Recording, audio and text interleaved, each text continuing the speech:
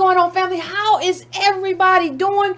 Short show. Not going to be a longer show. It's late again. It's going to be, dang, she late again. No, it's not going to be a long show. Shorter show. Because we're going to deal with the same topic. Somebody asked, I was looking at the chat before I came in, and somebody said, touch on the Angela Rye Breakfast Club. I am. And thanks to the people who sent it to me, because I needed to see that, because it wasn't right. But anyway, hit that like button for me while you are in there. Hit that like button for me. I would appreciate it. Hit that bell. Hit that subscribe. If you have not hit that subscribe, hit it for me. I appreciate that too. Go to patreon.com/ycarnell. If you want to donate, up to you. No pressure. You want a shirt, adosmerch.com. Again, no pressure. Like, do whatever you want to do. But I would like for you to hit that like button. You know, do what you want, but I would like for you to do that. Also, go to subscribe to brown.com, and hand me your email address if you are so inclined. I promise not to use or abuse it. So do that for me. Do not forget that on the 26th of this month, the color of money, black banks, and the racial wealth gap, that's a Thursday, the last Thursday in the month, we will be having a conversation on that. So please do not forget to read the book and do all of that good stuff. I'd appreciate it. And this is what it is. We do political education around here. So I would absolutely appreciate it if you would do that. We got some more information about what do you want to call it? We got some more information about the Super Tuesday. You know, we talked a little bit about the Super Tuesday. Right? And we had a little conversation about it. But we didn't have everything in. We didn't have all the information, fam. We did not have all the information in. So we're going to look at a few more things that came in, because some of the things that came in are kind of interesting. Right? We had some more things come in, and it was kind of interesting how everything went down. Ain't no people of color coalition. The Negroes overwhelmingly seemed like went with Biden, and the Latinos went with Bernie, and there was a whole lot of stuff going on. So I want to just go through. We're going to go through kind of where we are, but I want to start. I kind of want to start with. I think Vox probably had. I want to figure out where I'm gonna start here. Probably had some of the best takeaways in terms of what went down, what happened, where it happened, how it happened, and what were the best takeaways? Because there were a lot of takeaways. There really were. I mean, I'm joking around. I'm kidding. But there were some takeaways that really kind of, I don't think bode well for a lot of things. And those things include black politics right now. And I just want to go through a few of them, and just touch on them in terms of what we saw. For everybody who hasn't had time to go through all this stuff, what we saw a lot of people, the late deciders, they broke a certain way, and they broke towards Biden. That was one of the takeaways. This is an interesting takeaway right here. Let's talk about why. We have always heard Bernie say, what has Bernie Sanders always said? He not doing the old way of doing things no more. He gonna do a new way of doing things. Right? I think I put up this delegate count last night. And so early this morning. So I got another one. So I'll put that up in a minute. But something that has not changed. One thing that has not changed is that young voters didn't turn out like Bernie thought they would. They didn't turn out. A big part of Sanders' plan for winning the nomination revolves around turning out younger and less frequent voters, which research does show are big fans of the insurgent candidate. The problem is, if they don't come out and vote, it doesn't matter whether they are a big fan or they love you a lot or all of that stuff. It really doesn't matter. They didn't turn out. So what you see, let me just take this off the screen for a second. So part of what you see happening is a kind of unraveling. Well, from what I see, we'll know when the next round of elections come around. But what I'm talking about, what we saw yesterday, what you see is a kind of unraveling of the Sanders kind of coalition. It was a hodgepodge anyway, because it seemed like we kind of bet on Latinos. I don't necessarily need to go and try to do no reparation stuff with the Negroes, because I got the Latinos over here. And I got enough Negroes who are going to come around and be with me because they want Medicare for all instead of reparations. I don't have to ask Negroes what they want. I'm going to give them what they want. And that's what we saw with a lot of the people with the little roses. The Democratic Socialists of America with little roses in their thing, in their Twitter profiles. We saw a lot of that with them. I don't need to ask ADOS what they want. I'm going to tell ADOS what they want. As a matter of fact, I'm going to tell you that you shouldn't be ADOS. I'm going to tell you all the stuff you want. And then yesterday happened. And you realize that you went about everything all wrong. And it's nobody's fault but your own. Like Bernie doesn't have anybody to blame but Bernie. I think I said that yesterday. But let's look at a couple more of the takeaways. Very, very, very, very, very, very interesting in terms of some of the stuff that happened. We have to talk about what the age looked like. The Democratic primary is probably best understood as generational warfare. Haven't we talked about that in terms of ADOS? And somehow we just won't do it. Anyway, young voters overwhelmingly want Sanders, and older voters are just as resolutely behind Biden. Look at these exit poll numbers from ABC News, Washington Post. That's all we have, right? We don't have really much more than this, so we're gonna just go with this. 58% of voters ages 18 to 29 voted for Sanders. Just 17% picked Biden. 41% of voters aged 30 to 44 felt the burn. 23% chose Uncle Joe. Don't write stuff like that. It flipped with voters aged 45 to 62. 42% for Biden. 25% for Bernie. Then the 65 and over crowd was even more lopsided. 48% for Biden and 15% for Sanders. So you see the older voters, as usual, are the more conservative voters. Except with ADOS, we don't have time to be conservative. We can't do that. We don't have time to live that life. But here's another thing that you just got to pay close attention to. Latinos broke big for Sanders in California and Texas. These were the two most important states on Super Tuesday. Now understand, we ain't talking about who won Texas. We're not saying that. I'm talking about how they broke, because ADOS, black people in Texas broke a different way, right? But we're talking specifically right now about Latinos. See, ain't no people of color coalition, because you got blacks and Latinos breaking two very different directions, breaking two different ways. Now, they couldn't get him to a win to nothing with California, but you break in two different ways. So y'all can miss me with the people of color coalition. That fell in all kind of pieces last night.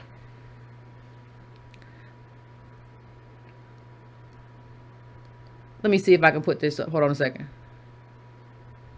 Sanders has focused his turnout efforts on working class Latinx voters, and that strategy largely paid off for him in California Tuesday. The Vermont senator received 49% support from Latinx voters to Biden's 12%. They banking on two different groups. These groups are not the same. Regardless of what anybody ever tells you, these groups are not the same. Another takeaway, we're just going to go through some things. Black voters went for Biden everywhere. Black voters are going to be important for Biden throughout the primary and will be just as important for the Democratic nominee in the general election. They delivered South Carolina to him, and then Biden swept the southern states on Super Tuesday. It was the black electorate that allowed him to do so. According to exit polls, 58% of black voters supported Biden versus 17% who opted for Sanders across the country on Tuesday. This is all very, very important. Please put a pin in it. Medicare for all didn't translate into turnout for Sanders. That's what y'all kept telling me. Y'all kept telling me, don't worry about reparations. Don't worry about all that stuff you worried about. Black people, you just need to worry about Medicare. Don't you need medicines? That's all you got to worry about. Well, it did not translate like you thought it was translated. So back to the drawing board for you. Everything is coming full circle. You're going to have to figure it out. Right? You got to figure it out. You don't have a choice. Bernie. And I don't even know how much time you got. Let me put up the actual delegate count at this moment. Hold on one second for me. Oh.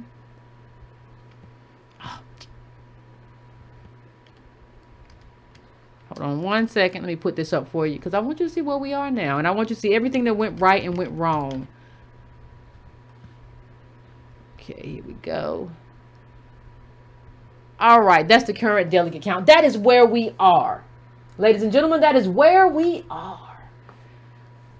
So you asked me before I get into the other, I don't want to just bore everybody with statistics and different things, but I want to talk about where we are in terms of who voted for who and what that means, right? That's the thing that you have to talk about. Everybody got different takeaways. But I think I want to focus on this one first. And this is from, this one is from, the takeaways is from NPR. Everybody got takeaways. But everybody has this one. Biden and Sanders have distinctly different bases of support. African American versus Latino. But here's the telling. In Alabama, for example, Biden won nearly 70% of African American voters, who are majority of the state's Democratic electorate. Let me say something, people.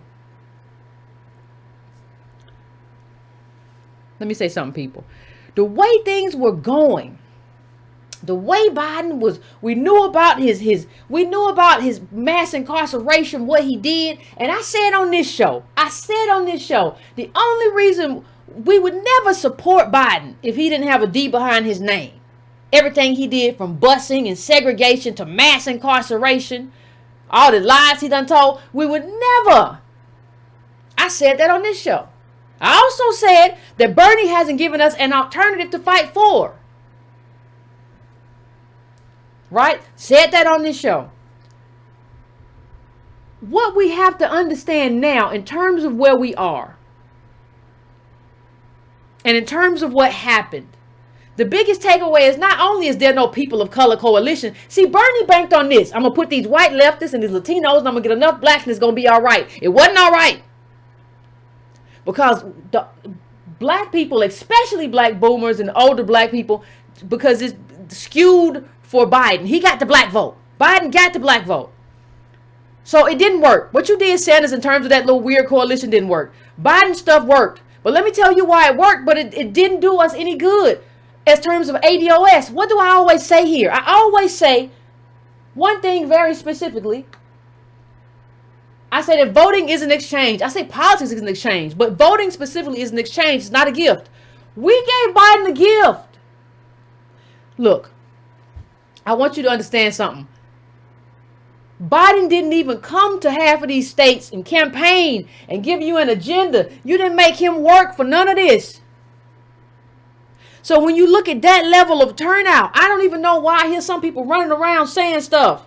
I hear people running around saying, well, is Stacey Abrams going to be on the ticket? Are we going to have a black person on the ticket? Why would he do that? Do we still not understand politics? Why would he put anybody black? He ain't got to do nothing with you no more. You go along no matter what. You come out in big levels no matter what. You come out in support no matter what. You don't need an exchange, so why would I give you one? I got you in the bag. I don't need that. I don't need to do anything. I don't need to do anything to get you. I didn't even come to where you are. I don't even have campaign staff where you at and you came out. I don't need that. I got you. I don't need that. Let me see if I can bring this up. I mean, just the way we came out for nothing. And this is from the New York Times.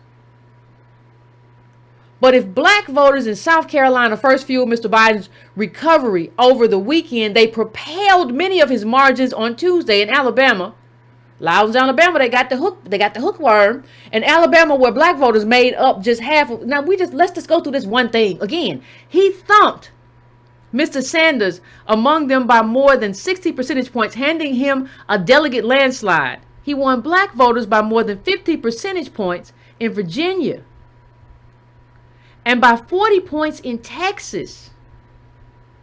A large margin to compensate for Mr. Sanders' winning margins among white and Hispanic voters, according to exit polls.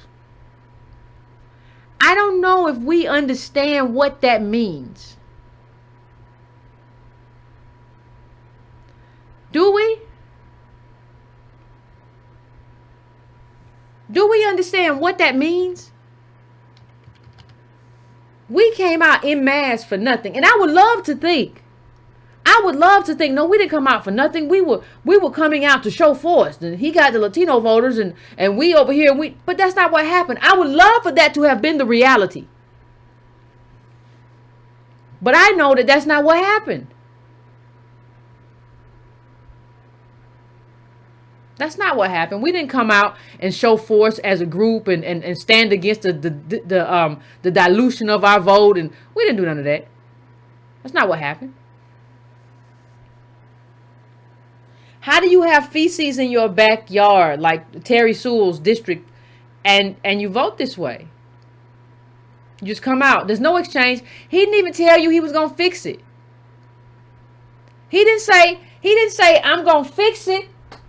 I'm gonna fix. I'm gonna get. Part of the exchange for y'all coming out to vote for me is that I'm gonna come out in mass and I'm gonna do an infrastructure plan that's gonna. Now, understand something. That's not reparations. Don't you call that reparations? That's citizenship. That's what you get as a citizen. You get to have plumbing and infrastructure. You get that as part of citizenship. That ain't nothing extra. That ain't reparations. But understand that he didn't even do that. Look at those numbers in Lowndes County at the bottom. In the bottom right corner, you see that? You got feces and you just saying, I want to get rid of Trump. No, you need plumbing, dear. You need plumbing. Just getting rid of Trump isn't an exchange. These people got trillions of dollars. Listen, I want the monies. You didn't even say, like, I want full citizenship and I want to be able to flush a toilet and not have third world diseases in my community. You didn't even say that. And Terry Sewell, you ought to be ashamed of your damn self. You just run behind Nancy Pelosi with a swooning fan in case she don't faint. You all right? I'm gonna talk about DACA tomorrow. You feeling okay? You feeling good? And your mama was in politics too, so you one of them boomer hook people that don't know nothing, don't do nothing. You don't care about nobody but yourself. That's who you are too. Because if you weren't that person, instead of just going along to get along, you would have been like, hey, I'm inclined to support you, but let me talk to you about people in my district in the Black Belt who ain't got no plumbing and who live in abject poverty. Let me talk to you about that. But that's not what you do. You just run behind Pelosi and Biden and all of them. What did I say the other night? These politicians that we have they're not our own politicians. They don't have their own agency. They are kind of like cheerleaders for white aspirations. So let me see which white horse I'm gonna get behind. I gotta find me a white horse. Which white horse? That white horse. No, that horse. That horse. No, instead of saying like, no, I'm a politician, an elected official picked and selected to represent the interests of this group. And that's who I'm gonna represent. That's not what you're doing. That's not what you're doing. You're not doing what you're supposed to be doing. And so here we are. Let's go back to the New York Times for just 1 second. It's a shame.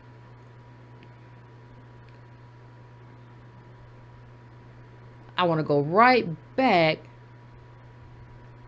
to what happened so I can just bring this up. Buoying Mr. Biden's case against Mr. Sanders is that some of his bigger victories came in states where the turnout surged. Now, because remember what Sanders said, we're going to create a new electorate. We're going to swarm. Nobody can make turnout like me. Nobody can beat Trump because I'm going to increase turnout. Yeah, it didn't look like that. Turnout surged Texas and Virginia, despite the Vermont senator's assertion that a tide of younger voters and an expanded electorate will power his revolution. Now, let me say something else. Old black people don't like to hear revolution. Wars and things like that ain't meant nothing good for us. We don't even, let me just take this off the screen for 1 second. Let me just say this. Even younger voters, we don't want to hear necessarily middle-aged like me or younger. I'm not necessarily interested in a revolution. I want advantage. I want an American life with advantage. I don't want to be on the same place somebody who just got here last week. No. I want American life, a real American life, an advantaged American life. I don't want no revolution. I don't be running on the street. You might want to stop talking that revolution talk. If you had talked to me or talked to Tone, we would have told you this revolution talk is not good for older people. They don't like to hear about no revolution. They old and they body soft. They don't want to hear about nobody revolution. How they gonna fight in the street? We're fueling the revolution. They don't want to hear about that. They remember the Red Scare and how Negroes got caught up in that, ropes and stuff. They don't even want to hear that much about socialism. They don't like it necessarily. Now, I'm not saying it's right. I criticized that last night, but I'm just saying we would have told you some of the stuff that you're doing is, in terms of how it hits the ear, is not quite right. But nobody asked me. People with red roses just came to me and told me how I should be and what I should feel and what I should be thinking. And now you are left licking your wounds today, and deservedly so. I have no sympathy for you. Now, where was I? Yeah, that didn't happen. That didn't happen. I don't even got to finish reading that. That ain't happened. I want to make sure I don't miss any good takeaways. There were so many. Yeah, we know about the young voters. Oh, this is a good chart. Hold on a second.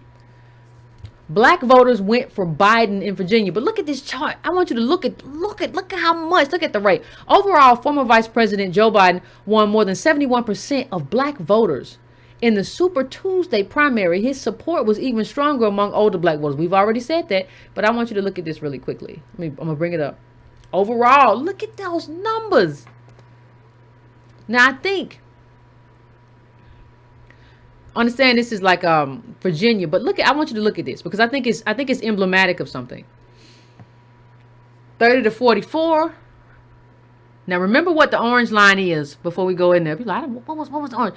Orange is Biden. And it's interesting. Bloomberg dropped out. Sanders is the greenish teal or whatever, and Warren, she finna drop out too. But understand, Biden is that deep orange, not that light orange, right? And look at how overwhelming that is. And look at how big it gets the older you get. So from 30 to 44, it increases from 45 to 59 and 60 plus. And it's like that everywhere.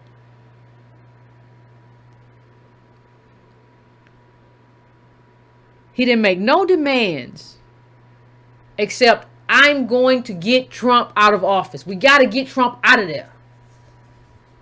They use fear once again to create a sense of urgency. And let me tell you something. It's not just, it is, we you know, let me say something about black silent generation and boomers. I'm gonna shoot y'all a little bit of, I'm not gonna make excuses for you, but I'm gonna say one thing to support what's happening. Shoot you a little bit of, you know, excuse making, just a little bit. Not much, because you don't get much. One of the things that's happening right now is black politics has been done a certain way for a long time. Doesn't make it right. It just makes it habit. So since we've been doing black politics a certain way for a long time, something has to happen differently for us to do black politics differently. So if you have Biden, and we've been going along with the Clintons and the Bidens forever. Well, the devil I know is better than the devil I don't know, but they both devils. We've been going along with that forever. The problem is that in order to kind of entice black voters to a different space, to do something differently, you have to offer something different. You can't expect to pull black voters away from Biden when you got Clyburn giving people fish sandwiches and saying, well, you know, Biden, he my friend. We do good work together. He a good man. And he gonna say, well, Bernie didn't ask me. Bernie knew not to. I think Bernie should have reached out to Clyburn, but he knew not to ask you because he know what bag you in. Everybody know who pays your bill, Clyburn. Hush. But you have to give some kind of alternative to trigger something. Trigger what, Yvette? Listen, if you give Generation X and below a reparations agenda and say this is what you need for the future, this is what we're gonna do for you. We're gonna fold this up into our leftist agenda. And you still got older people saying, no, I'm gonna vote for Biden. You trigger an intra fight amongst ADOS. Listen, how you gonna vote for Biden, Mr. Crime Bill, and these people are offering reparations? I need reparations. You might not need it. You on your last leg, or you got more years behind you than in front of you, but I need this. See, we would have been able to go and make a case to our parents and grandparents. What are you doing? You're hurting me because I need reparations. I need this. But you didn't help us help you, Bernie. You went around and talked about how we was going to get Medicare. And even though most black people don't have college degrees, only 16%, you went around saying that we're going to pay off student debt. And when we said, Bernie, that's not enough, what about reparations? You said, what do you mean? Reparations? What are you talking about? What did you do? What do you mean? I don't know what you mean. You mean cash payment? You know what I mean. 400 years, my guy. You know what I mean. You playing games. So you played games with black people who wanted reparations. You played games with us.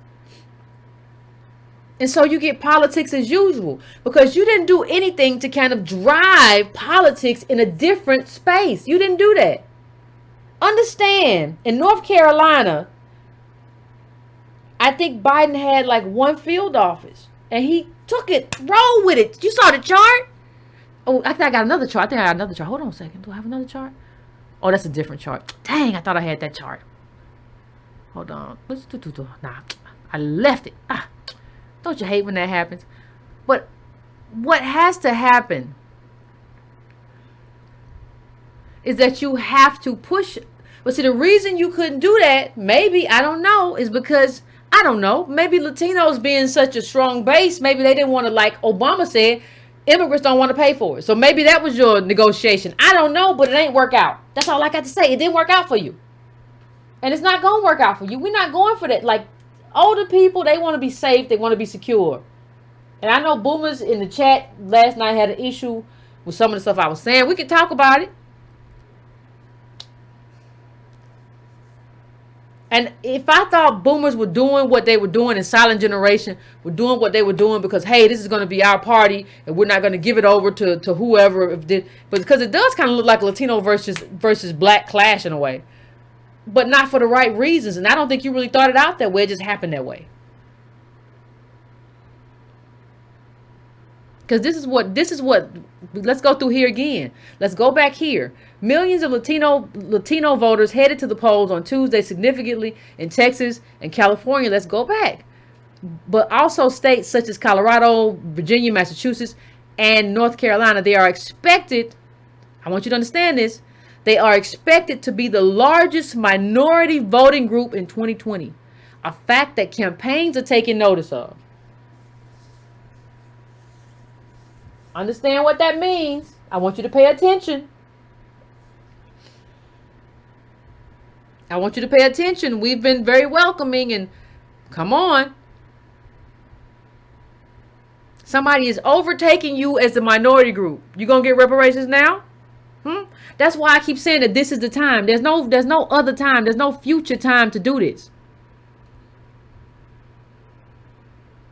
And what I just read, Sanders had made an aggressive play for Latino voters across the country. He assembled a coalition that included young voters and Latinos in California. Well, come on, man, where Latino voters make up 30% of the electorate. California was the biggest delegate prize. That's what he got. So if the thing that you did get was because of the Latinos, how do I think you're ever going to come around to my side?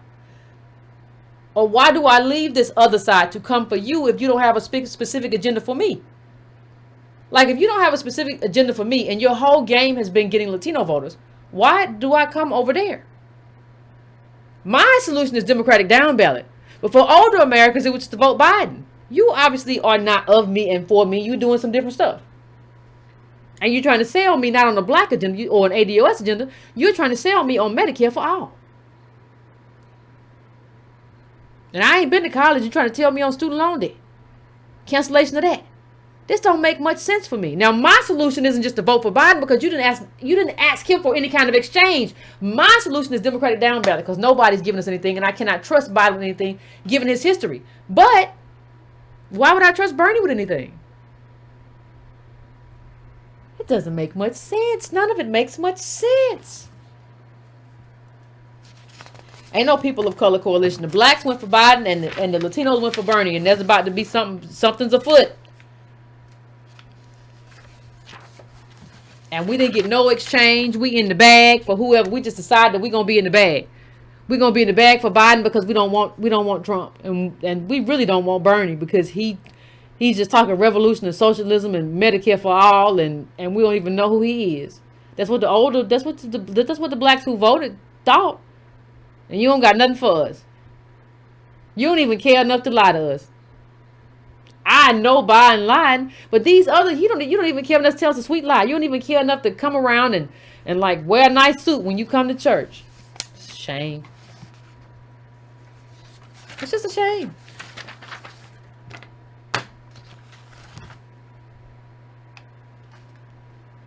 It's not an agenda, and I know I've said this, but I just want to say it again. In hopes that we all understand. It's not an agenda to just want Trump out. Like, that's something that they've scared us into. I'm not saying you can't want Trump defeated. That's fine. We can want any politician defeated. I'm not saying he's not worse than most. Give you all of that. That means I have more leverage. That means that because you need this so bad and the country needs that so bad, and I'm okay, that's fine. I got you. As long as I got me. As long as you got me, I got you. What you got? Okay, here's my agenda. What you got? Now, I have been of the mindset I don't even trust Biden given his history. I don't trust him to do nothing, given who he is and what he's done. But if you want to do that, at least get some kind of specific demands instead of just, we just got to get Trump out of there. Oh, Lord, my hair's on fire. We got to get him out of there. We got to come out in mass numbers and get him out of there. You know, he was Obama's man. He was Obama's guy. Obama's such a problem. And I think we could move forward if we admitted that he was and is a failure. And a lot of these young people who didn't come out, not just the ones who didn't come out, it was ones who didn't come out on both sides. A lot of us don't come out no more because Obama didn't do nothing. He came and promised hope we can believe in. I got hope you can believe in, and left a big old turd on a plate. No, you didn't do it. Hope I can't believe in is not a bunch of new white millionaires. That's not hope I can't believe in, Obama. And we got to admit, people say, Yvette, why you keep talking about Obama? Because you need to admit he's a failure. He was a failure. And then if we admit he was a failure, we can admit all the problems with Biden and all the problems with everybody. I admit all the problems with all of them. Bernie, Biden, all of them. Chuck them all away and vote Democratic down ballot and start again next time. And do it until they give us what we want. But we just keep losing because the Negroes just won't come along. Well, maybe it's time for you to come along. Oh, but we can't do it. Because the older people, I'm just scared. I don't know. I don't want Trump in there. You know, Trump is awful. You know, Trump ain't nothing. I just got to get him out of there. Oh, okay, what I do? So you're not going to get nothing? Okay, you want to get Trump out of there. You're not going to get nothing in exchange for like giving this man who did mass incarceration, busing and all this stuff. You're not going to, who said he was buddy with segregationists who sound half senile half time. You're not going to get nothing out of him. No, now ain't not the time. Now ain't not the time to worry about that. Well, when is the time? Let me bring up one more thing. Sometimes I swear. Hold on. I got another chart though. Was this the same chart? I think this is the same chart. But just like we had, remember this chart right here? Hold on. Remember this chart right here about black voters in Virginia? Hold on. For Biden. Because sometimes I like to put stuff together so we can see it. When you bring up the Texas, it's kind of the opposite, right? When you bring up the Texas Latino voters, it's kind of the opposite. So there is no people of color coalition. I just want to juxtapose those two to kind of show there is no people of color coalition. Blacks and Latinos are going in two very different directions. And I don't understand how we don't understand what's happening. Hold on 1 second for me. I want to bring this up for you too.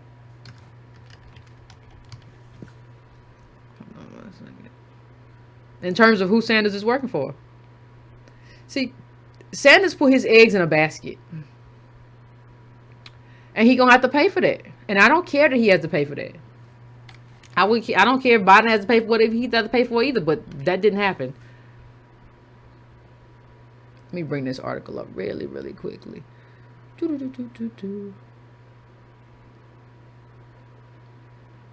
He's working for it. While Latinos are rallying behind Sanders. Now, hold on. I want to read something really quick.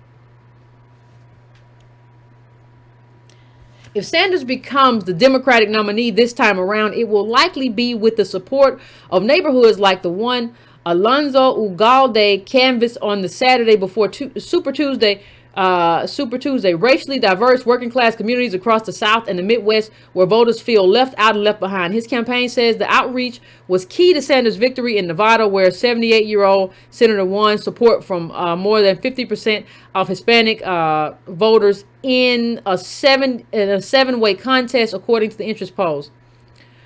Brown people love Bernie, said Chuck Roca, the colorful architect of Sanders' campaign strategy to mobilize Latino voters. We realized that too late in 2016, so we started building where we left off. Outreach began almost immediately after Sanders launched his campaign last year. In speeches, the candidate has complemented his focus on economic inequality with calls for racial justice and seeking to deepen Sanders' connection with non-white voters. His campaign has highlighted aspects of his personal story as the son of a Polish immigrant who came to America without any money or knowledge of the English language. How you gonna tell me I can't have reparations when your people, you couldn't even speak English?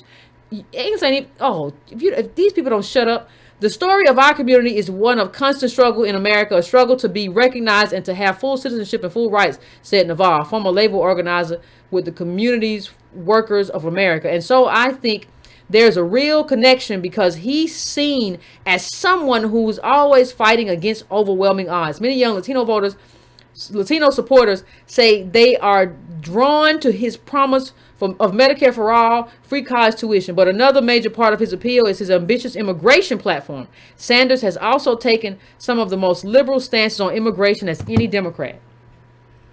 How does that fit with us? It don't. How's that fit, fam? How you like that? It doesn't fit.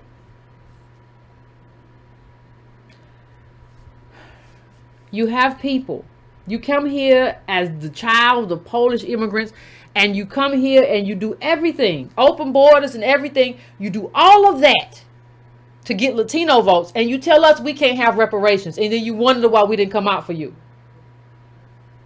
I would prefer we not come out for anybody, but you wonder why we didn't come out for you. You don't deserve us. You are actively, in terms of like, and it's not about xenophobia, nothing like that, but we have to have criteria. You're actively, how do you come here late? Yeah, we've been here 400 years, buddy boy. We didn't come here when you can. How do you come here late and tell us what we can't have? By what right do you get to say? And say, well, I don't know when it was. I don't know what happened. Well, you don't know American history because we've been fighting for reparations for 400 years. If you don't know American history, that means you're not American as me. You're not American as me. You're not anchored. You don't know. You don't know the history of reparations, the reparation struggle in this country. You don't know that. Well, you don't know enough. You don't know enough about us and our struggle that we built here. You don't know enough. See, we got to stop doing this thing where white people get privilege. No, it should be American citizenship. The thing that gives us privilege is Americanness. And there's nobody more American than the American Negro. Not you, Bernie. Not y'all that just got here last week. There's nobody more American than us. We built this country. You don't get to tell me anything, old man. You don't get that? And that's why they ran away from you. Now, they wasn't right to run and then vote for Biden because they didn't get an exchange. But that's why they ran. You unfamiliar. And they just do the same thing over and over and over again. Boomers and late generation, they do the same thing they always do. I'm just going to vote Democratic down the line with the Biden. He was Obama's guy. They just do the same thing. They ain't really thinking about it. But why would they? I can't even run to them and tell them why they should vote for you. For what? They don't need Medicare for all anyway. They on Medicare anyway. You didn't think about that? You don't do anything for me but dilute my vote. You don't even appreciate me to take what I am and who I am and what I've contributed to this country seriously. You don't even take my people seriously. And my people been here long before your people with the Polish people. You don't take me seriously? You want me to vote for you? How? I don't understand it. You banked on something. You banked on Latinos and white leftists and you failed and you deserve to fail. You wasn't running around black churches trying to get us to come through and trying to talk about a reparations agenda because you don't want to do that. Well, the math was wrong for you. Don't know how much I care. It's awful that we decided that we didn't want an exchange from Biden, but you were not an alternative. Bernie's problem was Bernie. Don't run around here blaming me because we wilted your little stupid rolls. I don't care. I'm not in favor of what they did in terms of turning out for Biden, but they should have turned out and voted Democratic down ballot. Leave that part blank and put in all the rest. But they certainly shouldn't have voted for you. You're not an alternative. Neither one of y'all were good enough. Like, at a certain point, we have to start seeing ourselves as ADOS in particular and Black America in general. We got to start, but ADOS especially, we better than you. We built this country with free labor and then and contributed, and then we paid the cost, and you gonna come and tell us what we don't get. This man Biden put us in mass incarceration and didn't want to integrate, and then you over here just came over as a Polish, and you gonna tell us what we're not supposed to get and what you don't understand about reparation, what it means. None of you deserve us. For what? And we've done this whole thing long enough. We just go along and, well, we just got to do it this time. And maybe next time they're going to give us something, a piece of cheese or a pork chop. Little gravy. Look, don't you want a biscuit and a gravy? It's going to come. It's not going to come this time around. We're going to come next time, Yvette. You just got to trust. You don't trust in politics. Ain't no trust in politics. Ain't none.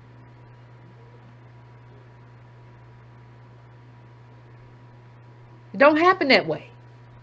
No. You don't get to come here real late and tell us who we ain't and what we don't deserve. I'm just sorry. And I said I was going to touch on the Angela Rye. I'm finna go off and let me say I was going to touch on that real quick. Make sure I didn't miss anything. I did, but I'll get to it. I said I was going to get to the Angela Rye stuff really quickly. I am going to do it because I want to end this show quicker than so I can get to the calls and not have everybody up late. Yeah.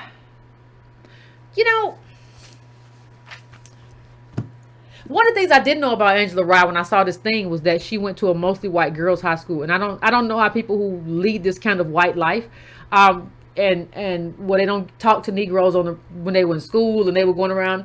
Becky, I don't know how you get to kind of come and represent us now like, woo, I'm sister girl, it's whatever, what you doing, you down, she be just throwing hands. I don't know how you get to do that now. Like, no, go do the stuff you did at the white high school. I don't get that. It's not saying you can't go to a white high school, but understand what that means in terms of your positionality, that you're a unicorn, and unicorns don't speak for the group. That's what I'm saying. But the other thing I will say is this.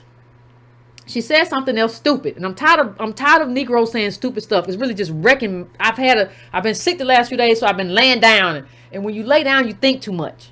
And I'm just, one of the things that I think about is I'm tired of people saying stupid stuff and just saying it over and over again. So when actually Charlemagne, to my surprise, was very good in this interview. He was telling her we need a policy, we need an agenda, and she was like, But she said, well, he asked her, what do you think about Super Tuesday? Well, I actually think that it was a good thing because it proved that we are not a monolith. And I don't have any problem, this is Angela Rye talking, I don't have any problem with black people, choosing what is in their own particular best interest. That is stupid. Listen, we are not white people. We are a minority group, a small group. We built the country with 14% of the population. I don't even know if that's right when you include, I don't know how the numbers shake out. But what I'm saying is this. We are a monolith. In the way that matters most in the richest country in the world, we are a monolith. You might not have been a monolith because you went to a private white girls' school. Good for you. You are not us. You do not represent us. Economically, middle black family worth $1,700 round and about. We are a monolith. In the richest country in the world, nothing matters more than money and wealth positionality. And in that way, we are a monolith. Stop going around telling people we are not a monolith. Some of us like robots. Some of us like comic books. Some of us like poetry. And some of us like fitness. We are not a monolith. Dum-dum. Money. America's about money. The life you can afford. It's the richest country in the world. And without money and without inheritance that comes from generational wealth, You cannot do it. We are a monolith. I know your daddy was a civil rights activist. Somehow these people sent you to this great school, so you don't know blackness. You know how to put it on and move and sister girl your way to the thing. But you don't obviously don't know what you're talking about. We are a monolith. Stop saying this stupid stuff to people. I can't tell people that they can't feel how they feel about their interest. Yes, you can. The data is very clear. The data is very clear. The data is very, very, very clear about where we're headed to zero wealth. We already at zero health because $1,700 ain't gonna get you nothing.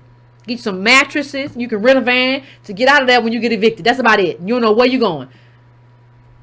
Stop talking to people that you don't really understand. I said it. Stop talking to and about people that you don't understand. You don't get it. Charlamagne was actually right in that interview. We do the wrong thing. We don't follow policy. I'm not going to judge nobody. No, we rise or fall as a collective. White people can go do what they want to do and decide what they want to decide. They are white people. And I want to end whiteness. But what I'm saying in terms of uplift, we have to do stuff together. You don't get to say, well, you go do your thing and I go do my thing. No, we're going to do this movement together or we're not going to do it together. If we don't do it together, we all fail. We are not a monolith. We are not a monolith. That's just the thing. And then she went and told some little dumb, like, how you be a political expert and then tell some little dumb high school story about when you, well, see, the way I'll describe it is that sometimes politics is about personalities. Sometimes it is. See, when I was a young girl at the Beckett School, I tried to run for office, but I was a real nasty person. I didn't know Jesus. And so I didn't win. And so then it was about personality. I became a better person. And then I won the student contest. Is that the limit of your political knowledge? Some little dumb contest you won at the little white girl private school? Child, don't nobody want to hear that. Who do you talk to that listen to that dumb stuff? Who do you talk to that's entertaining to them? They shake their head and nod. Yeah, Angela, you're right. That you would say that at the Breakfast Club. What kind of little dumb, stupid stuff is that? When I was at the little Beckett School, they didn't like me. And then I ran for student government the next year. And I was a nicer person. And so sometimes politics is about personality. Child, who you play spades with talking like that? And I don't even really play spades. I just laugh. But what Negroes do you hang around with talking like you talk about the school and they sit around you and deal with you?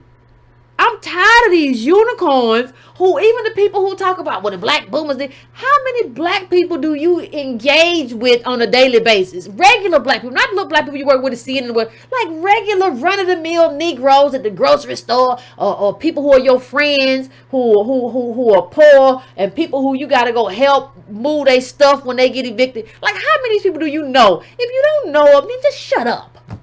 If that's not what you come from, if that's not who you are, then just stop talking about it. You can either talk about the data, okay, or if you want to talk about it anecdotally and you know people, okay too. But if you're just going to talk about some stuff you did in high school and the white girls didn't like it, I don't know. She went here. This is where Angela Rye went. Holy, what is this called? Holy Names, what is it? Academy? Is a Catholic private all-girls college preparatory high school founded by the Sisters of the Holy Names of Jesus and Mary in 1880. Tuition is $18,000. Honey, you are not us. I don't know what kind of fraud you've been perpetrating, what kind of game you've been playing. We ain't got $1,700. Somehow y'all had $18,000. Understand, this is 10 times the worth of the median black family with the depreciating assets of $1,700. Who are you? This woman up here on the screen does not represent me. She does not represent you. She does not represent our plight. She does not know us. She didn't go to school with us. She didn't hang out with us. She didn't live in the households we went to, had the struggles we had. I don't know how you let her represent you on CNN or anywhere else. Understand that Charlamagne had this woman on her heels the whole time. Charlamagne done got it that we need an agenda. He had her falling back. She don't know nothing. She's there because she went to that school. Listen. Fam, I'm finna go to break. But we got to do something about this. We got all these unicorns representing us because they can do the girl child please. Honey child now. Or, oh, I'm a black man just like you're a black man. Where you grew up? No, I'm not. Listen. Baby girl, we're not doing this no more. Where you get the fake in front. You didn't live a black life. You don't know. You're not driven by black data. You don't know enough about that. You just talking. You just stupid talking. And we tired of it. Why don't you go somewhere and sit down? Why don't you go find the women of the Holy Cross or whatever the little non-Catholic school you went to that cost $18,000 a year and do something that should come from there. The people who need to be on my TV representing me need to understand black life. You need to understand what that is. And the reason you love this we're not a monolith thing, because it gives you an out. I went to an $18,000 a year school. We're not a monolith. Yeah, we are. You are a unicorn. We do not need to be represented on TV, and we do not need you to be our voice. We do not need unicorns talking to white people about us. You don't know enough about us. Go talk to white people about the girls who go to the Catholic school that costs $18,000 a year. You don't represent us. You not us. In the sense of you black, nobody talking about that. I'm talking about the positionality of ADOS across the board. You don't know that we're not a monolith because you're a unicorn. I need all the unicorns to exit stage left. And I don't care who mad at it. I'm tired of people. You just upset somebody. I don't care if I upset that child. Hush. Anyway, going to break. Give me a few minutes up the phones as usual, and I want to hear what y'all had to say about Super Tuesday, about Angela Rye and all this. Oh, it's just such silliness. I'm so tired of silliness. Anyway, give me 3 to 4 minutes. I'll set the phones and we're gonna have a conversation.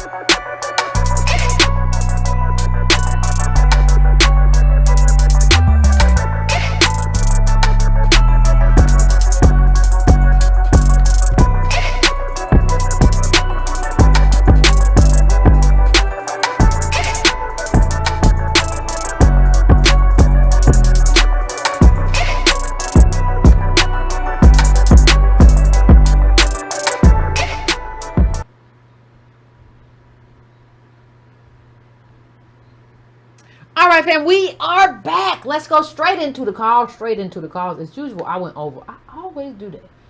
It's a problem. But I'm going to go straight into the calls. Let me see who I'm going to go to first. Let me go to 424. 424, I am coming to you. What's your name? Where you calling from? What's on your mind? 424. Oh, hey, Yvette, it's Jason from LA. What's going on? How you been? I've been pretty good. Hold on, let me turn you up. All right. How you been? I mean, yesterday was kind of surprising, but it's you know how they all the whole South just went for Biden. I don't think the the little leftists online. I don't think they see what the problem is. Like I said, I was posting some stuff from Kyle from Secular Talk, all the TYT guys and stuff, and they're just like, well, we just need to attack Biden. And I'm like, okay, but what about all the black people? Because I don't think you realize, like, they don't realize, like, it's kind of over. Because most likely all the white folks are just going to follow the black people. It's just like, that's probably what's going to happen. But they wasn't going to follow, most of the white people wasn't going to follow Bernie. One of the things I think I left off, I don't ever get to everything, but, like, how many working class voters went for Biden? Like they weren't going for your guy anyway. Like they don't need us they don't need necessarily follow us. They weren't going for your guy this time. It looks like anyway. Like what do you mean? What y'all gonna do? Yeah, yeah. Cause I'm like, my brother he works for the airlines. He's like, well, I like my insurance, and even though I kind of got my mom off of the whole thing, I was like, just swing, so, Bernie some points if you feel like it. It don't matter to me. And, she's like, well, I know somebody that works for an insurance company, and, like, they going to lose their job. I'm like, it's really not, I don't think they'd explain it enough for any of that stuff to work. But it's not just that. Like, it's not just that, fam. It's like specificity. Like, you can explain Medicare for me, Medicaid for all, whatever, all day long. But I also know they're going to be supplemental insurances. And I also know that even when FDR did all his stuff, all these big policies, I know how we got left out. So I know you can still write something that we get left out, and you don't fix class, you don't fix race with class. I know that. And so you keep telling me, like, no, it's not true. We're going to all start from zero. I don't want to start from zero. Why I want to start from zero? Why do I want to start from zero? No, I want to start from a place of advantage. And you keep telling me that that's not smart. Well, okay, I'm just not voting for you. For me, I vote Democratic down ballot. The other people, they probably had something else going on. They want to get Trump out of there, whatever. But you still didn't do nothing to like really get black people to sit back and be like, well, wait a minute, let me think about this thing. You didn't do that. Right, because I was noticing like within this last build up to the election, like the whole attack from the left and the DSA people were like, we need to end capitalism first before we do anything for black people. And we're just like, what are you talking about? Yeah, nobody ever said we got to end capitalism before we give reparations to Holocaust victims. Well, no, we can't do nothing about that. America can't do nothing to help or expedite what's happened to Holocaust victims around the world because capitalism is still at play. What the heck are you talking about? That's not how it works, except when you talk about us. It just seemed odd. So I don't know how these next elections is going to be, but we'll see. But on to the last thing of the Angela Rye thing. You did notice that they were both just using our language. So, like, let's just say, ADOS, fam, that's the victory that I think we need to claim. Like, everybody's changed their language to ADOS, and that's partly of us and our online activism and our activism in our communities and local chapters. So, take that win. Because, I did notice summit like last July, Well, I did notice that Charlamagne kept talking about we need policies and we need, they got to go for our stuff, and I was like, okay, this is new. Like, all right, and Angela Rye, exactly. So I think the way ADOS discuss politics has changed. Like we've introduced, like, instead of just going for the Democrat because the Republican is worse, we've introduced going for the agenda that we need, deciding on what our agenda will be and going for that. Right, I mean, this all takes time. I don't want folks getting discouraged where, Biden ends up in there or whoever, they screw over everybody and choose Elizabeth Warren or whoever, and we just get discouraged and just shut everything down. It's like, no, this is, do this for the long game, and, good luck to everybody. So appreciate it, fam. Appreciate it, fam. Thank you. All right, bye. Thank you for calling in, fam. I appreciate that. Yeah, this is just a marathon. Yeah, you too. It ain't no sprint. You right, fam. It's a marathon. It ain't no sprint, and we got to make it do what it do. And gonna make it dance around and do a whole lot of stuff. But that's just what we got to do. So I am going now to 253. I'm coming to you. What's your name? Where you calling from? What's on your mind? Hey, sis, this Washington State. How you doing? Pretty good. How about yourself? I just want to make it real brief. You know, Okay. I've been following these elections, and there were some things that being an older, you talked about being in the 40s. I'm over the 60 mark. You know, going to private school was a big deal in my generation. Mm-hmm. So, with that being said, as far as Biden and Bernie was concerned, you know, I'm not supporting either one of them. Bernie totally avoided the southern territories, as you saw. It was easier for him to deal with immigration or Latinos than to actually deal with the word reparations of African Americans. So I wasn't surprised to how the vote went. As far as Biden is concerned, I've been following Claiborne or whoever this Byrne or anyway, he made it sound like he wanted the Rainbow Coalition to come to play. So everybody knows Joe, and sounds like Joe knows all the African Americans in the South. So that's how that was a win-win all the way. All right. As far as I'm concerned, the more I stand back, the more I get involved, the more I see that down balloting is probably, if you do down balloting, you're probably going to risk another 4 years of Trump. But like you said, you and Antonio said, let's stay on our square. This is about policies, reparations. This is about us, not about, you know, who's a Democrat. It's about calling these people out. Now, if Biden gets in, you got to put his feet to the fire. It's all about the long fight, the long haul. We can't just quit. We can't be discouraged. You know what I'm saying? So that's my little intake on it. I'm going to do my part. I've been up here trying to educate and trying to push forward, and I really appreciate you and Antonio staying on point with all of this. Thank you very much. Thank you, fam. I appreciate it. Thank you. I appreciate that. And let me just say one other thing. I saw an interesting piece of information today about how hard Hillary had to work to get white women. And nobody said, like, white women cost Hillary the election because they didn't just come on board and just support Hillary no matter what. Like, it's insane. Like, white people vote overwhelmingly Republican. Like, I mean, the reason you and Democrats run away and start chasing them white voters. We have Trump because of white people. And white people got to fix it. That's not my job to fix it. My job is to extract a political ADOS and as a heartbeat and a black agenda around that for this group right here. That's my job. I don't have a job to go out and just make sure that's not my thing, because I didn't put Trump in there. See, we didn't put Trump in there. It's not our job to get him out of there. You all figure it out. Y'all all want to cry and moan and whine and whimper when the stuff you did, you spilled some milk in the refrigerator in the kitchen. And all of a sudden, oh, how come you're not going to help me get the milk up? I done made a mistake. You're not going to help me. You spilled it. Why can't you figure it out? I mean, come on. Come on. I don't even know what people be talking about. I don't even know what people be talking about. But anyway, let me get to the next caller. I am going now to let me see who I'm going to. 720. What's your name? Where you calling from? What's on your mind? Hello? What's going on, 720? Hey, this is Joe. I'm calling from Colorado. Hey. And first I want to say thank you to Tone and everybody in the ADOS movement for all the work that you're doing. But I think it's something that a lot of people are overlooking. I listen to everybody. I listen to Roland Martin, Angela Rye. I listen to everybody in here, what everybody has to say. And what I'm seeing is that a lot of us are in our own way. I'm a registered voter, but I'm not associated with any party. I got away from that long time ago. Okay. The biggest problem with our government is that there's a two-party monopoly, and nothing's ever going to get done when you got two gangs fighting over territory. Uh-oh. Now, we know they don't give a damn about us, and it's obvious, but I'm hearing everybody say, oh, we got to get Trump out, we got to get Trump out. He's a necessary evil. Maybe you need to get him in there again, because some people don't seem to get it unless they suffer enough. It's like the world came together to get rid of Hitler, right? Uh-huh. Because he went on a tear and he started saying, hey, oh, wait a minute, we got to stop this joker. And maybe that's what needs to happen here in this country.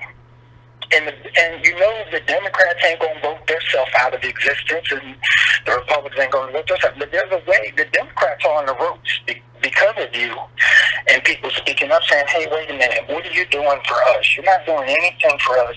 You come get our vote. You panders."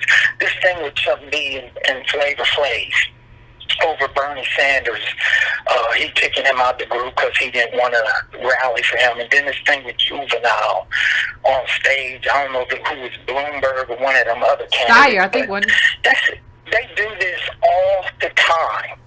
And we keep going for it. I mean, I think black people's biggest problem is they got to get that slave residue off of them. Shake it off. Get that slave mentality out your system. This is an observation. The Democrats are on the ropes because of people like you saying, "Hey." Yeah, I think they're on the ropes. Well, I'll say go on and knock them out. Go on and knock them out. Go ahead, rope-a-dope them and knock them out. If you are a registered Democrat, you need to change that affiliation. Go independent. Take that away from them first to let them see, hey, wait a minute. We lost this big demographic of people that are no longer associated with us. And then, vote Trump back in. Let me just say this. That's why I think Democratic down ballot is the way to go. I can't vote Trump back in because what I say, I'm not going to say something about Biden that I wouldn't say about Trump. I'm demanding an exchange from Biden, right? Trump didn't give me an exchange either. The only thing I could, maybe immigration, but Trump didn't give me an exchange either. He didn't give me an exchange either. Like, he gutted so many programs that were good for my group in exchange just to give redistribution to the top. Right? So I can't do that. Now, what I can say is hands off. I'm not putting anything at the top of the ticket, and I'll just vote for the people, Democratic down ballot, who the local people. But I'm leaving that top part blank. That's as far as I can go. I cannot go far enough to affirm Trump. I can't do that, and I don't support anybody doing that. But I can go far enough to say, hey, top of the ticket, I ain't doing it. Well, I understand where you're coming from with that, but what I'm saying is to send it clear. Sometimes, maybe, what it's going to take to get an exchange out of the Democrats is to spank them one time and say, look here, this is what we're going to do to you because you're not listening to us. You're not giving us no exchange. But I think that, but if we vote Democratic down ballot, they still get spanked because we still not voting for you. I'm not gonna throw it for Trump though. But if we don't put anything at the top of that ticket, we still not voting for you. Now we vote for other Democrats who need our support, but we still not voting for you. So that means that could still cost you the White House because we're not voting for you. Now I don't know what happens though with these Negroes who just went overwhelmingly for Biden. That's not very promising unless they remember who Biden actually is. Maybe y'all forgot. Clyburn. I lived in South Carolina, and I can tell you firsthand how bad it was. I remember when I was in South Carolina, it was no jobs nowhere. 5 jobs opened up at a McDonald's. 5. Only 5 jobs. Do you know that 1,500 people put in applications for those 5 positions? That's how bad it was. And for him to be doing stuff that he's doing, that he got to go. Nancy Pelosi like I'm saying, a lot of them have to go. I would take away my vote from them off the top and spank them. And let them get spanked, and then maybe they'll regroup and say, hey, we took a beating. Now we got to take these people seriously because I agree with that part. I agree with that part. We're going to end it right here, Carl, but I agree with that part. I do agree. Like, there's no way I would ever cast a vote for Clyburn. There's no way. And, like, I kind of laugh. Thank you, Carla. I appreciate it. I kind of laugh at people who talk about how Clyburn's the 3rd most powerful. He's a joke. You don't go to Mitch McConnell's district and see like the money that his district has. That's a powerful senator. You're not powerful when your people are fighting for McDonald's jobs. You're not powerful. Like, why do we call him powerful? He came out for Biden and that's what you got to do. That's what you better do. Held off Negro. Get out there, run around. Do what I said do. You know what it is. You know what the game is. That's who you are. You're not powerful. Anyway, I'm going to my next call. I'm going to 251. 251, what's your name? Where you calling from? What's on your mind? Hey, good evening, Yvette. That's Woody from Georgia. How's it going? Pretty good. How's it going with you? Awesome. Long time listener and promoter and supporter. You and Tone, first time caller. I'm glad to get in and talk to you, particularly at this time. My timing is perfect. I'm a journalist here in South Alabama. I just moved to Mobile, and I was sent by my producer. I work for a company down here, a news organization, and I was sent. I'm a photographer to talk the night that Bob won South Carolina, and like you said, it's disappointing because I got exactly. I was preaching the message of ADOS because I'm ADOS proud. I'm part of ADOS Atlanta. Absolutely. So I told him, I said, well, I wanted to be impartial at first because, I'm in news, so I didn't want to spoil the broth before. But I was going to let them know about what we're talking about here. And I said, well, what's the deal with Biden? So they sent me to this place, and I'll be concise because I don't want to be long-winded. They were in there partying. Nothing was basically on the TV sets or whatever. So I asked the questions. And some older ladies, some boomers, of course, and a boomer gentleman that worked for the school system, they didn't want to kind of talk on camera, but they were like, well, yeah, Biden, you won. And I said, well, okay, what do you, I had to interject. I said, what do you feel he's done for us at ADOS? Well, who you going to vote for? What's your solution? I say, well, down ballot. You got to go down ballot. You have to look at the comparison between Joe Biden and who he was, and I gave them ADOS101.com. I made sure that they went to the website. I showed them the internal site. I said, look, you need to go and kind of look closely at this because you're thinking that Biden is going to save us from some of this stuff that's going on with Trump. But in actuality, Obama did us a good service because he put a number 2 man in place as one of the architects of the mass incarceration that we're dealing with right now. And I just, I stepped on off because I know, they weren't going to talk on camera with me, and I had school to broth at that time, and I had to get back to the station. Yeah. So, Understood. Yeah. So, I mean, that was the end of that, but I made sure they got ADOS101.com. I let them know about the initiative and everything, and I told them about you and Tone's sites, and made sure they looked it up because I mean this is a problem. Him winning in sweeping numbers like that. I watched it all night. I kept them out there. I'm working for the folks, and it's journalism. Yeah. But I made sure that those people at that event knew because again, it's crucial and it needs to be known. Absolutely, fam. Absolutely. And I appreciate it. We just can't keep... The thing is... Hey, I appreciate y'all. Woody. Appreciate it, Woody. Thank you so much for calling in and sharing with us your story. We can't... The only thing I'll say, fam... No doubt. Appreciate it, fam. Thank you so much. And let me just say this, fam. Everybody. Like, we can't keep doing the same stuff we've been doing. Like, we have to change. It's one thing to not change when we didn't know the data. And we didn't know. Like, for all we know, maybe blacks and ADOS, maybe we 40% of the wealth. We don't know. Like, when you see it and you realize, oh no, and it's intentional. Oh no, you realize that like we can't do what we've been doing. And like, I mean, just look at this. I want you to look at this chart real quick for me because this chart is real interesting, and it's comparing like election day to pre-voting in Texas, right? So that's what it's comparing. And look at the difference makers. And those are probably black people. Like when you look at Pete, look at the early votes, right? And then look at election day votes. Look at Joe Biden, where he went from like 22 to 44. Look at Bernie Sanders gained only look at the difference between what Bernie gained and what Biden gained. Right?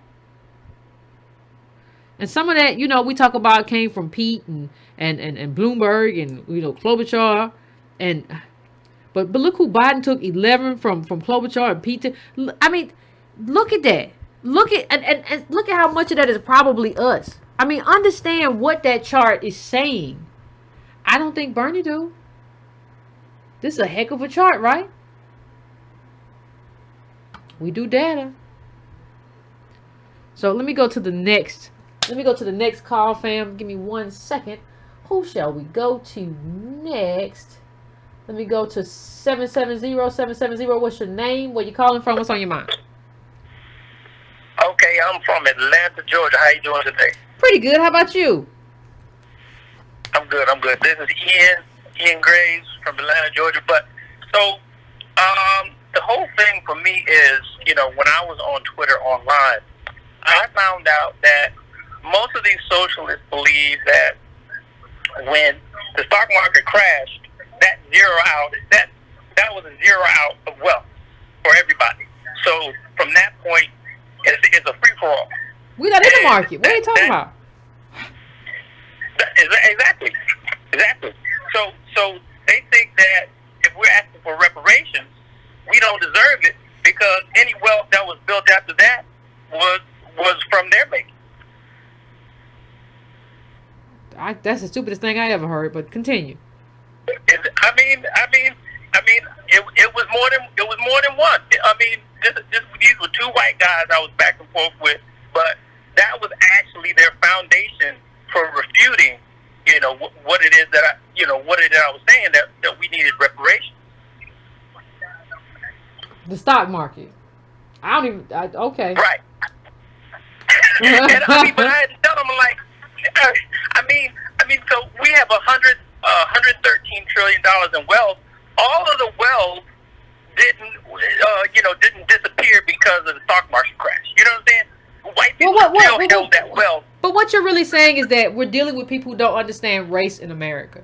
And I just don't think if you don't understand race in America, you shouldn't be involved in American politics.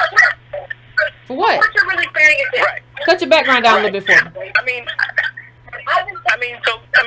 Even with Bernie, Bernie feels like he's owed everything from the Democrats and from ADOS. But the thing is, he has never been a Democrat. He's not a lifelong.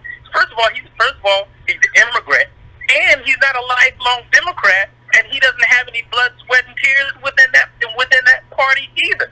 So just by that fact, he needs to come see us. You understand what I'm saying? Yeah, but even let me just say this too. One of the things that happened, people say, well, the stock market put everything in zero. It didn't. Turn your background down a little bit for me. Quantitative easing gave it all back to white people. So white people got it back through quantitative easing. We're going to get this money back.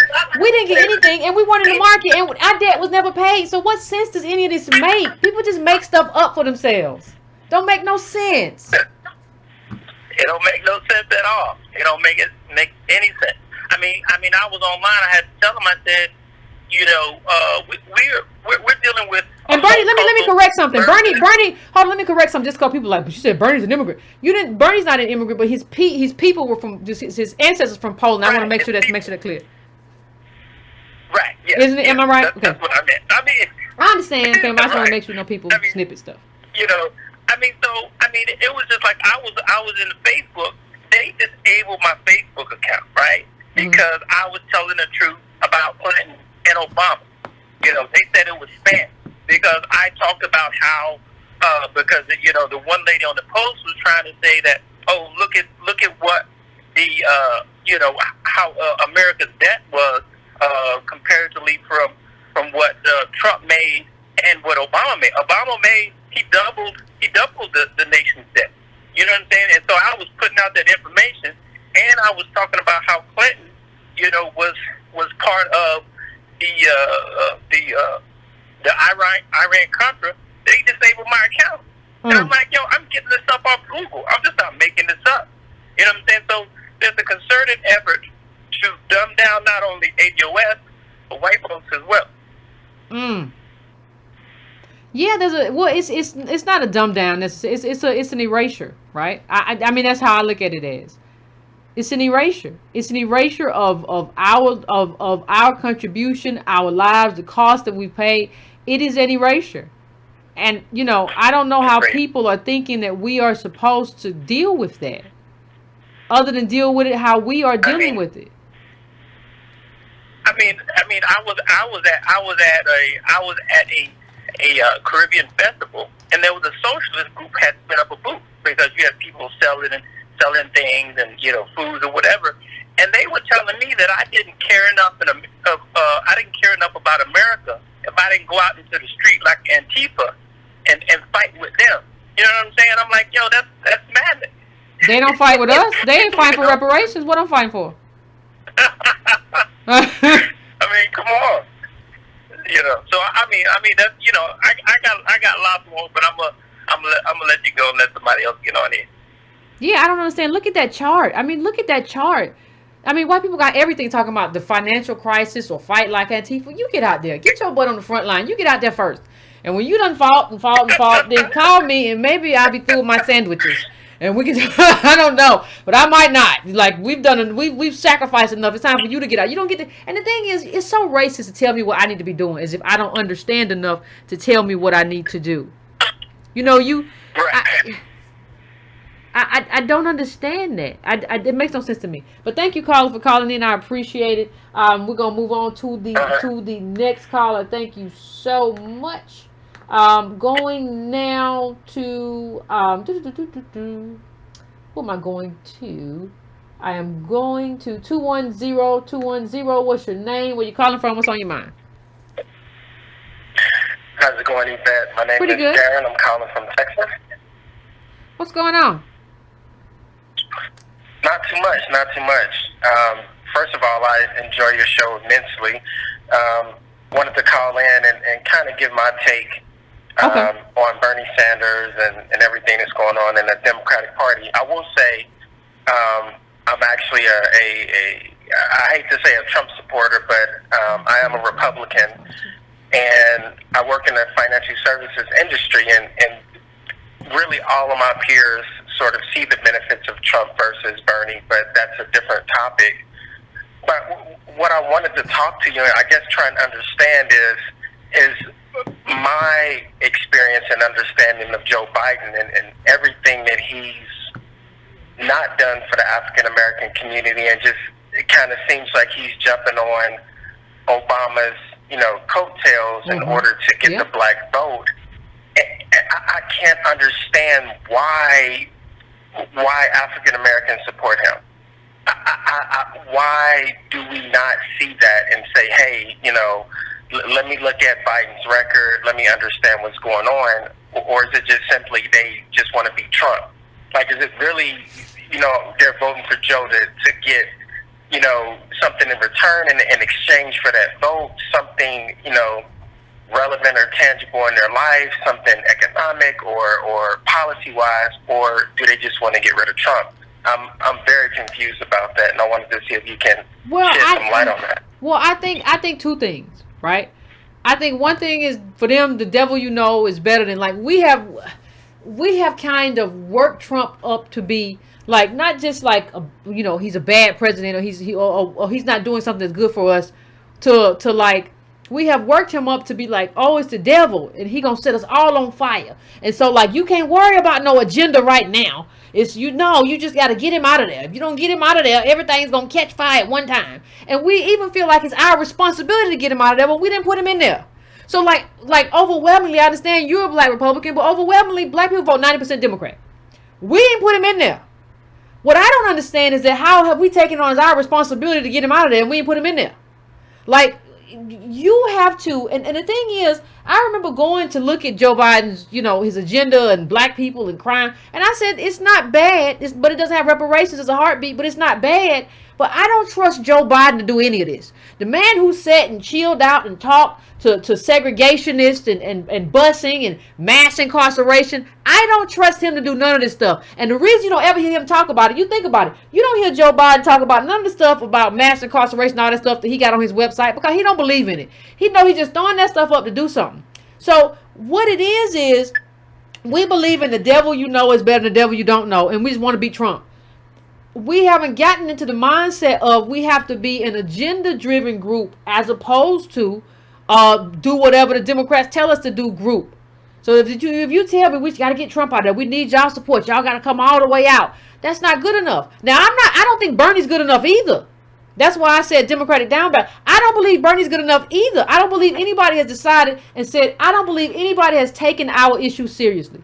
Nobody in this election cycle, like in terms of, I'm talking about top tier candidates right now, has said that I am taking your issues as the black community, I'm taking you all seriously, and I'm sitting down and I'm thinking about this, and we're gonna figure this out. I have not seen it, and if I have not seen it, I cannot give you the key to the White House. That's where I am. Yeah, I agree. It's for me. It's like I looked at Trump. I mean, mainly because his immigration policy. One thing, I'm all behind it. I know it sounds crazy to hear a black person say it, but I want to see him build the wall. I do think that we do have a lot of immigrants coming in the country who take opportunities from African Americans. So I guess my ideology on that is, probably pretty not far right, but pretty far to the right. But when I look at Joe Biden, I don't see him that far from Trump. When I look at his record and the things that he's done, I mean, well, he voted. He said he voted for a wall. Joe Biden said there's a video of Joe Biden floating around right now. He said, "I voted for the wall. I voted for a wall that goes way high." But he said we have to hold employees accountable for hiring illegals. That's Joe Biden. What? No, you decided. The demographics changed. So you said I can't say that no more. I'm gonna get in trouble. That's the same thing Trump's saying today. But he don't get held accountable for it. Exactly. And Bernie said something similar too. So I don't even know. Not about the wall, but about he said he doesn't believe in open borders. That's the Koch brothers thing. He said the same thing too. But now all of a sudden, if you say like, hey, you don't say, even if you don't say that, if you say I want to, let's talk about immigration levels and how they impact the black community and how they displace us. Oh my God, you're a xenophobe. You can't even have the conversation anymore without people telling you what you can't talk about. You can have the conversation if maybe you white, if you can have the conversation. I know Joe Rogan is pro open border, but even if he wasn't, they would say, well, he has a right to speak. But Negroes, we can't say nothing. We don't have a right to have a brain. We don't have a right to have an opposing opinion. We don't have a right to have nothing. Just sit down and shut up and do what Pelosi and them told you to do and keep it moving. And that's a problem. Exactly. And when I talk to my friends, whether they're white or black, or they support the GOP or not, we want to see Joe Biden as Trump's contender, because he doesn't look sharp to us. It's a joke. It's a joke. I cannot wait to see Joe Biden on stage with Donald Trump. I mean, no disrespect, but I don't see it. Like he gets confused and he forgets what he's saying, and he's not staying on topic. And I cannot understand if it's this serious. From what I watch on, I watch MSNBC and I hate it, or CNN. And if this election is this serious, is Joe Biden really the guy that you want to compete with Trump, to rely on the black what do they call it? The black firewall. We're his firewall to ensure victory. What the hell is that about? Yeah, and how does that work? Yeah, I agree with you, but let me just say one thing. And I know people are talking about black Republicans. Let me just tell you something. If you want to see fewer black Republicans, and because I'm not a Republican, but let me just say something. If you want to see fewer black Republicans, build a better Democratic Party. But and this comes from somebody who has been a Democrat, all my life. If you want to see few, be a better Democratic Party. But let me just say this too. When you talk about it, when you just say what you said, I always wanted to see Bernie versus Trump just for entertainment purposes, because I feel like they might just cuss each other out right on stage. I just want to see that just for the entertainment value of it. No dogs in this race or nothing, but just for the entertainment value. I always thought a Bernie versus Trump debate would just be the height of hilariousness. But I don't guess I'm gonna get it. But I thought that would be just the height of the funniest thing I ever seen. But yeah, I wouldn't want Joe Biden up there, because he be forgetting stuff and he have his moments and he got too much in his background. It's a lot. I agree, and Bernie is a bit more. It seems like he could catch fire. Like I'd rather see Biden than Bernie, just because Bernie has a lot of support, even down here, and I'm in a pretty blue area, but they're looking at Bernie as leading a movement, and obviously the Democrats don't want that. They want to keep the status quo and keep everything sort of the way that it is, but. Yeah. I just feel like if this was it, this was your opportunity to really get a guy in there that could make some changes. But thank you for taking taking my call. No problem, no problem. Appreciate it, fam. Thank you for calling in, Yep. and giving us another perspective. I appreciate it. Going to my next call. Let me see who I'm going to. Well, let's see. We'll go to 510. 510. What's your name? Where you calling from? What's on your mind? Hey, Yvette, how are you? Pretty good. How are you? I'm doing well. Thank you for taking my call. This No is problem. Robert calling from Charlotte, North Carolina. Okay. First of all, I want to say this.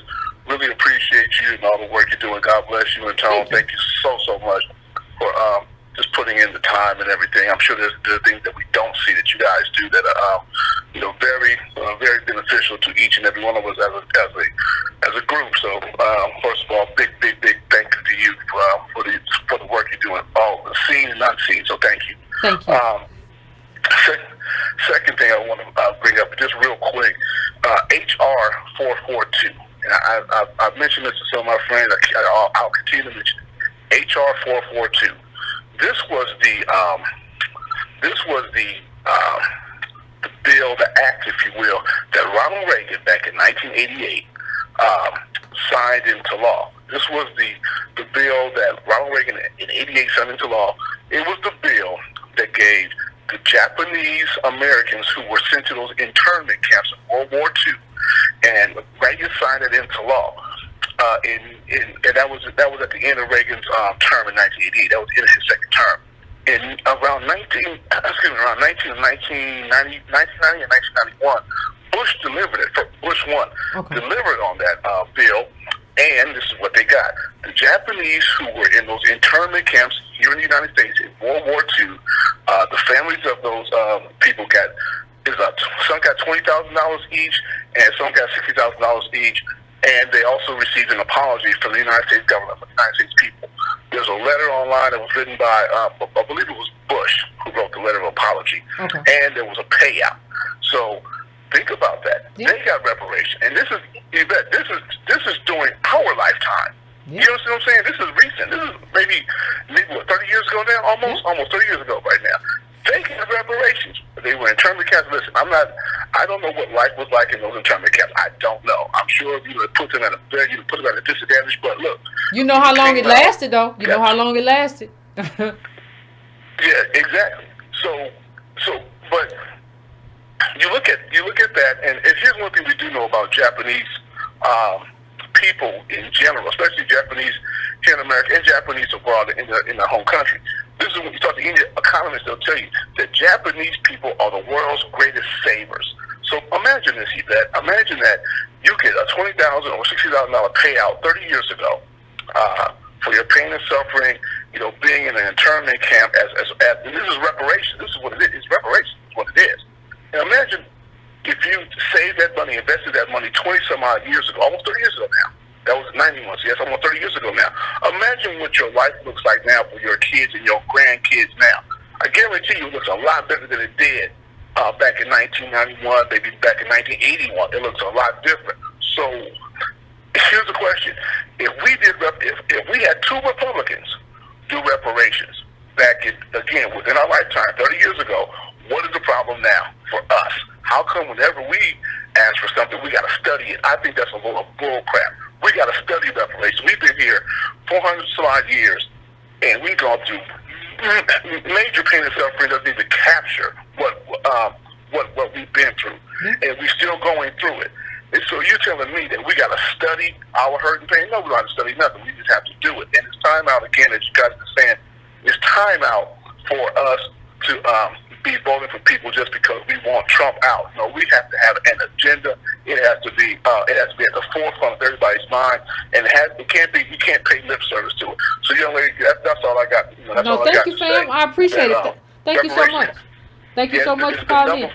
It can be done for us. Oh, of course. Thank you, fam. Like America just doesn't have a will. It's not about. Everybody knows what's old. You just don't have the will to do it. You just don't have the will, and that's what we're dealing with. I'm going now to 203. 203. What's your name? Where you calling from? What's on your mind? Hey, Yvette. My name is Joanne. I'm from Waterbury, Connecticut. What's going on? I've been listening to you for about 4 years. Oh, wow. What's up? I remember when you was with It wasn't Tone. It was the other dude. What was his name? Irony. Don't call him. Wait a minute, boys. Somebody. Just one of them. It's one of them. A lot of people. It was there. It was okay. Anyway, listen. In 2016, I was called by one of a person that was working for Sherrod Brown. He's from Ohio.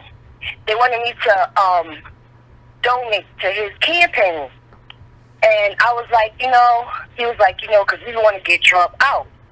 And I was like, well, you kind of put Trump in there, Yeah. And he was like, wow, you were a Bernie supporter, And I was like, it's not about being a Bernie supporter, but, you ran a really weak person like Clinton. I mean, come on. What is this? We have Bill, and we have her. What's next, Chelsea? And he got mad, and he was like, well, Bernie needs to get his own, he needs to have his own campaign, or what is it? Republican, Democrat, he's an independent. All right. I thought that was crazy. But then when Joe Biden just won South Carolina, he said, like, the dog whistle of all dog whistles. He said, I'm a real Democrat. And I was like, damn. He kept saying it over and over. And I was like, yo. Then they started falling. Pete Buttigieg went in, and then Amy Klobuchar after she laughed at Tom Sawyer saying about reparations. But anyway, I just think that, this wealth is health to me, because I'm disabled. So wealth is health to me. And I'm just scared for people because we keep coming in all these big congregations, and I'm watching all these other countries, and they're clearing their streets. And we're still like, come on, let's do this. Let's go to the movies. Let's, act normal. Just now, today in New York, a lawyer, he was getting transported by somebody. He walked in Grand Central Station with 250,000 people that go through there. They can't pick those people, and those people just left. You're not showing pictures of, did you see this guy? I just think that, I hope we all stick together because we, as black people, ADOS, we don't have health care. We don't have people that's going to come to people's houses unless we set it up. Because most of us don't have no insurance. Yep. Obamacare is expensive. Yeah, girl, but you still got to pay in. So that's all I wanted to that's all I wanted to say. Appreciate I wanted it, to thank you. No, thank you, have fam. a great day. I appreciate it. Yeah, ain't nobody coming for us. Well, hey, America ain't came for us, and we still here. We that's what reparations is. Hey, you gonna pay this debt? Well, no, we gonna reset everything. We gonna go back to zero. No, but you got a debt here. No. Everything go back same. Everything is what it is. We're gonna put everything flat.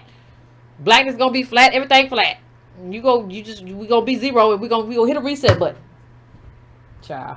Anyway, going to probably my last caller of the night. Going to the last caller, probably. Who shall it be?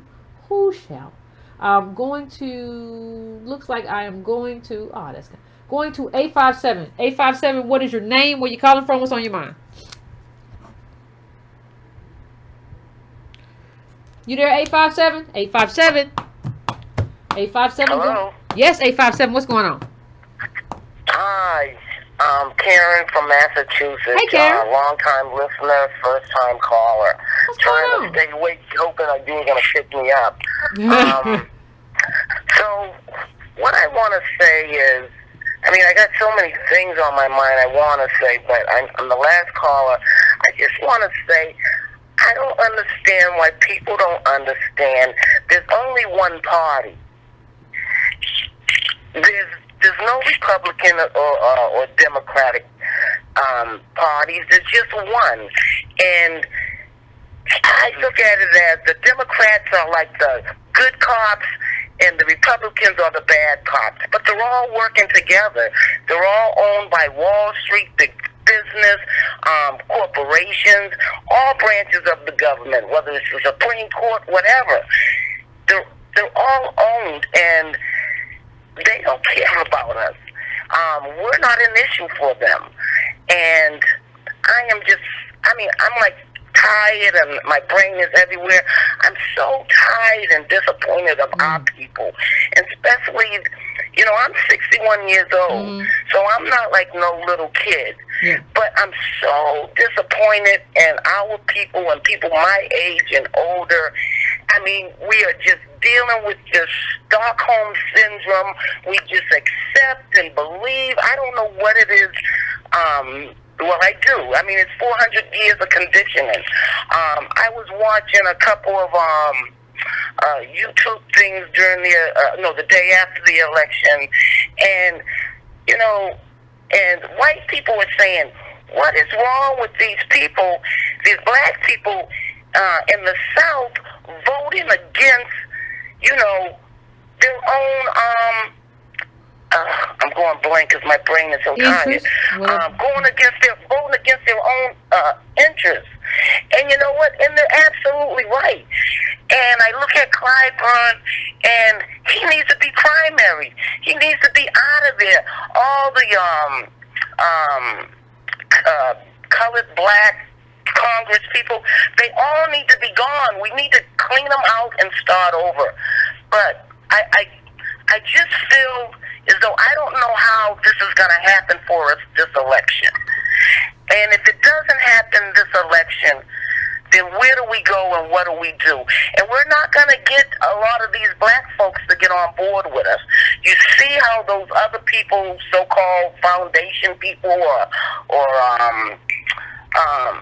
like how they attack you. And so I don't know, Yvette, how are we going to do this? I don't know. I don't know. We got to keep trying. But you right. It's a hard pull sometimes, because the people that should be getting on board sometimes are the people who are the main ones that are like trying to make sure that like what you're doing isn't successful. So and even when you say, hold on, what I'm doing benefits everybody. Well, I don't care. I don't want it to be you. I don't want it. I don't care about the collective. Well, I think the data is wrong, and it's just like, Jesus Christ. Like, can you just get on board? We have, we're a group, we're a tribe, we support each other. Can you just do that? No, I don't know. I don't like your hair. And it's Negro, shut up. Like, it's just prioritizing all of the wrong things and not understanding when you have to get on board with an agenda that fits what we're doing politically. Once we do that, you can get off of me and talk about whatever you want to talk about, because I don't care how you feel, what you think. I don't care. I don't need no validation. I don't care. You can do that later, and I can then go back to ignoring you. But right now, let's do this. But no, it seems like there's this inclination to be contrarian and to fight for the sake of fighting, and I don't understand that either. Like, we got to fight for something, not for fighting. We're such a broken people, and we're going to have to figure out how to do this without the majority of us, because they're not going to be behind us until they see them printing those paychecks. I mean, not paychecks, but those checks. Then everybody's going to want to get on board. You know what I'm saying? So I don't know. I love you. I love Tone. I'm here for you. I plan to come to the conference. I'm so mad. I was depending on other people to come with me the last time, but if I have to go by myself this time, I will be there by myself. Well, listen, hey, fam, the benefit is that when you get there, you're going to have family. So. I know it. I know I am. But the bottom line, I want people to get prepared. The DNC, this has been set up since 2016. They knew Bernie was coming back, and they set it up so they could rig this primary. And they know Biden's not going to, if anything, Warren will be a vice president, and she'll be telling him what to do, because they know he's not there mentally. And they also know that he's not going to win. So we're going to get Trump another 4 years.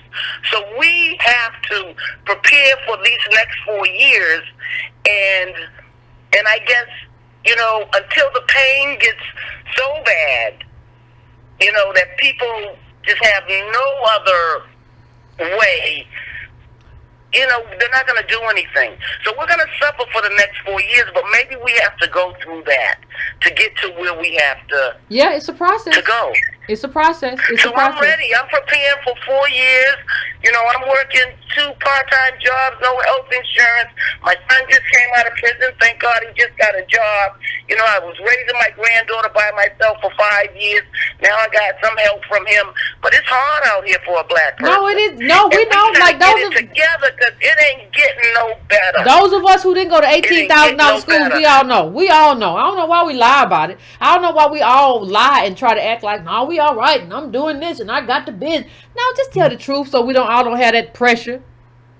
Just tell the truth. Exactly. So I thank you, fam. That was a great call. I appreciate you. It's a great call to end the show on. So thank you so much for calling in. I sure do appreciate it, fam. But yeah, everybody got to start. And that's one of the things that's so important about what we're doing is that we can get honest. Everybody, you ain't got to lie. We know what our wealth position is. We know how we got here. Like, you ain't got to lie no more. That line is a heavy burden, yeah, of feeling bad because you think other people got it. Ain't nobody got it. Don't let nobody lie to you. When an ADOS person walk up, you just assume that they ain't got nothing. And you're going to be right. 99 times out of 100. So, fam, before we go, please hit that like button. Do not forget, March 26th, we will be reading, that's this month, the color of money, black banks, and the racial wealth gap. Please do not forget. If I did not get your call next time, I do apologize. We can never get everybody.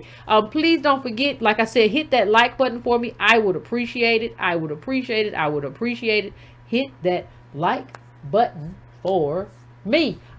If you want to donate, you can go to donatebrown.com. You can also go to subscribetobrown.com. That's not a donation. Just give me your email address. What else? You go to patreon.com/ycarnell. But make sure you hit that like button for me. Make sure you hit that bell to get notifications. And make sure if you have not subscribed, make sure you hit that subscribe button. I would appreciate it. Anyway, fam, that is it for the evening. Finish up your libation or whatever you have. And, if you come across anything else interesting about any other charts or anything, please feel free to send those to me.